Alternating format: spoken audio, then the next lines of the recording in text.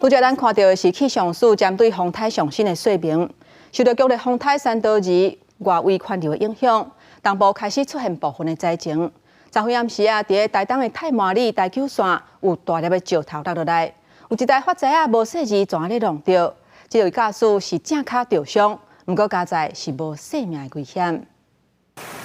3道里风台外围环流继续影响东半部地区，大雨也造成一寡灾情。昨暗6点多，伫台东县太麻里大高线，有一粒正大粒的石头对山顶过来，一台自小货车敢若是天暗看袂清楚，规个车头给弄落去。有迄九头无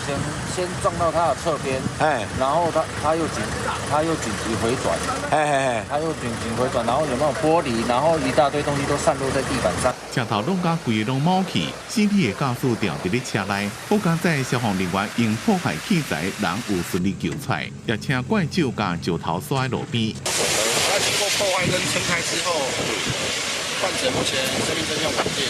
那右脚有一个撕裂伤。另外，伫花莲有里，因为风台要来，公所甲警方配合，有警性特例拖着流监视溪流地区的居民。到昨暗，花莲总共特例至少3010人。气象署有个风台影响的期间，台东的山区累积总雨量会到1300毫米，屏东山区也会到800毫米。即马风台中心登陆的可能性愈来愈大，全台湾拢要注意风头好大。为什么我们都不讲在高屏的附近交界登陆？主要的原因有可能在2号这段时间，它还是有它路径预报上面的误差。从这个红色圈圈可以代表看到，在它登陆的点的附近，有可能甚至往北偏移到台南，或甚至在嘉义这些地方。自气象署有记录以来，经过8次海峡，搁再回头西向北平登陆高屏之间的中度风台等级以上的风台，只敢若1977年的塞罗马风台。不过塞罗马迄当阵是沿着西部上北自台中出海，风台的结果无被破坏。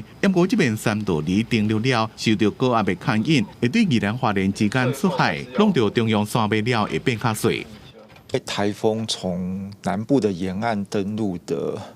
个案其实非常的少，那它这样直接撞进来，其实没有任何屏障的话，风雨的状况应该会非常的大。那拜三是全台湾风雨上明显的一天，拜四风台离开了，再来东北季风来，北部加东半部地区天气会开始变凉。记者综合报道。